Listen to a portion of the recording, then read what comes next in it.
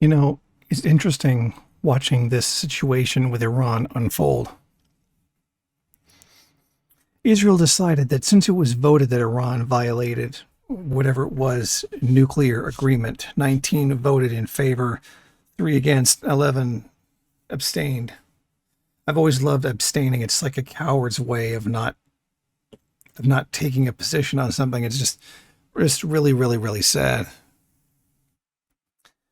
So Israel decided to go ahead and just strike some of Iran's nuclear facilities. And Iran said that they're going to strike back.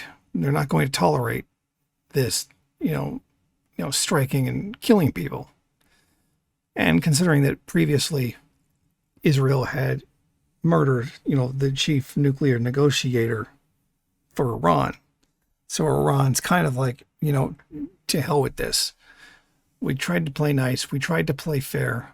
We went by the rules. We lived by the JCPOA, Joint Comprehensive Plan of Action. That was the Iran nuclear deal that existed. Trump trashed it. So no more Mr. Nice Guy. So Iran decided, you know what, that's it. And started firing missiles into Israel. And boy, did they fire missiles into Israel. They fired a lot. They fired a lot of missiles into Israel, and that so-called Iron Dome did absolutely nothing. It's funny, there's even footage of anti-missile batteries in Israel failing, like shooting up into the air to go stop Iranian missiles, but then turning and then falling and landing on the ground. Hilarious. It's so interesting. Every time Israel strikes Iran and Iran strikes them back, Iran does such an amazingly better job than Israel does. And Iran has really, really hit them back hard by hitting them for more than a day with a lot of missiles in three serious waves of those strikes. Iran is not playing around anymore, and they're not tolerating any more nonsense. And what was significant this time is that Israel called on the U.S. to intervene and help them, like an official request, please help us. But I knew that they weren't going to get involved because a war with Iran is extremely unpopular in the U.S. Nobody in the U.S. population really wants it. I'm sure you'll find some chicken hawks sitting out there on their couch in front of the TV saying, yeah, F Iran, F the Muslim extremists, blah, blah, blah, dictatorship, blah, blah, blah. Even though, Iran does have elections. They do democratically vote on who their leader is, etc. The vast majority of the American population does not want a war with Iran. It's just not worth it to them. And I would think that a lot of military service members really don't feel like dying for that. I mean, as much as it is that you sign up for the military and you know that you're going to get ordered to die someday, to go die in some conflict, you're still a human being and you still have opinions and you still have feelings about where it is you get sent and why. It's called morale. And if you don't believe in what you're doing, you're not going to do a very good job. I'd like to cite Vietnam as an example. I don't think a lot of U.S. service members want a war with Iran. I don't think a lot of them feel like it's worth it.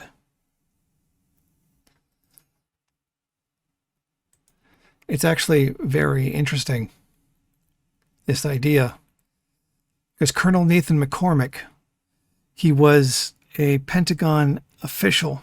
He was just recently removed. Like the higher ups just took him out. Not kill him, he's alive. They removed him from that position because he called Israel a death cult and accused the U.S. of acting as a proxy for Israel. You ain't wrong.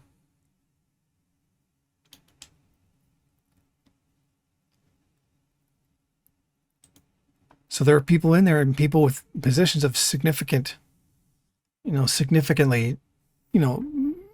high rank who don't want this. It's not worth it to them. They don't want to essentially die for Israel. It's not worth it to them. And you got a lot of hawks in Washington,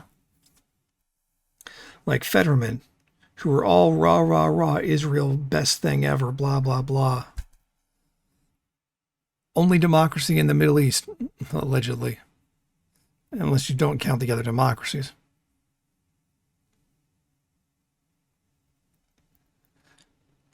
And the people just don't want it. So they did decide to go ahead and fight a war with Iran. You're going to start an anti-war movement. There's even a little bit of rumblings of an anti-war movement right now starting up. And they're already looking in kind of that direction.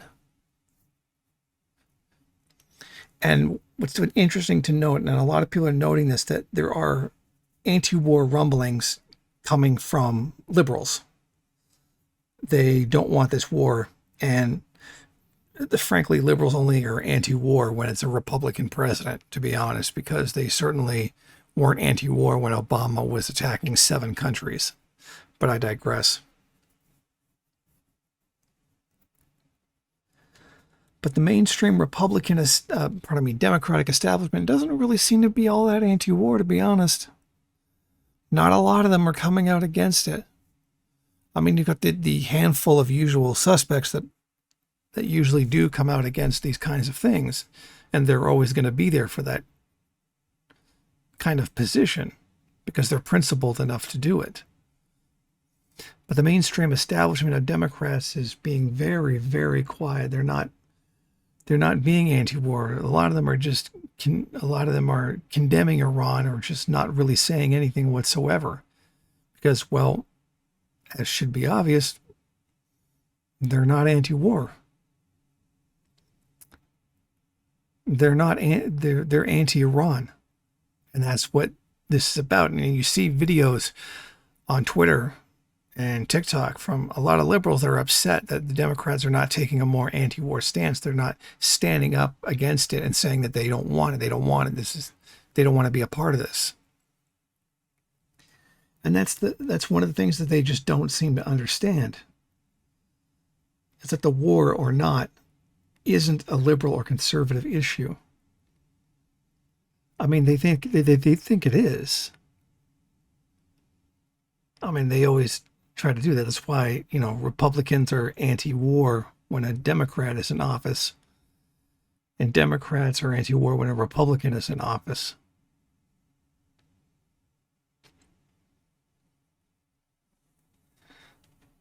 But really, whether or not there's a war with Iran is the fact that Iran is not compliant to U.S. interests, and is never going to be. Unless, of course, they do a whole regime change and reinstall the Shah. Speaking of, non-democracies.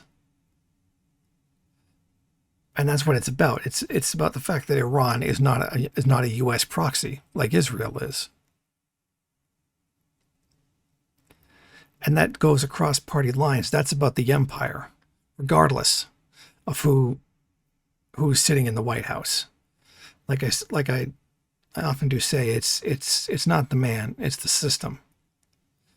You can replace the man sitting in the White House all you want, but as long as the system remains, it's going to be the same. There might be an aesthetic difference, but the empire is going to keep rolling on as an empire because you essentially haven't changed the fact that it's an empire.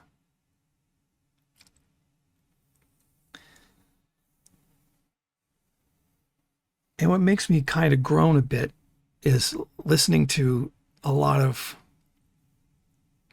well, not a lot, but some leftists who think this is the beginning, that this combined with the No Kings protest is like the beginning of a revolution. Like, no, this is the embryo from when it starts. And I gotta tell you, man, no, it's not. I mean, I know you're full of optimism and you think it is, but I got to tell you, man, it's not. No Kings is a Democrat movement.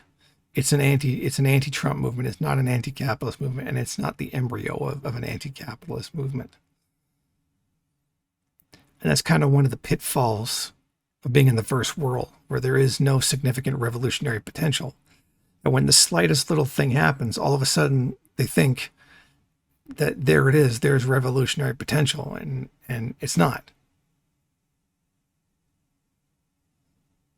It's a trap they continually fall into. I mean, look at Occupy Wall Street. That was supposed to be the beginning of it. And that was at least very much class-based against, the oligarchs. And I hate that term, the oligarchs. Oh, it's the oligarchs. It's the corrupt rich people. No, it's the capitalist system. It's the system itself. It's not the rich guy on top. It's the system that he supports, the system that he functions that makes it that way. Replace him, and you've still got the same system doing the same thing. Like I say, it's not the man, it's the system.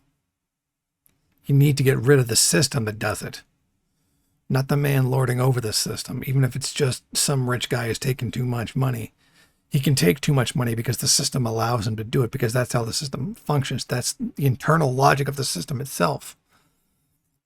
Sorry to digress again.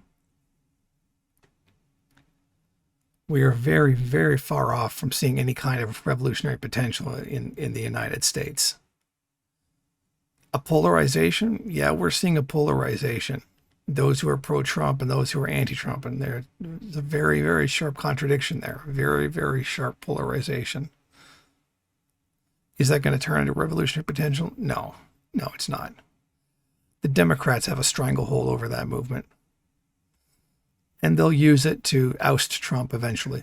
That's assuming he even leaves office if he loses in the next election.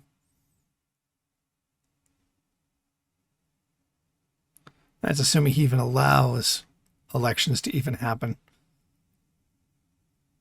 I'm almost certain he will install himself as a dictator, keep himself in power permanently.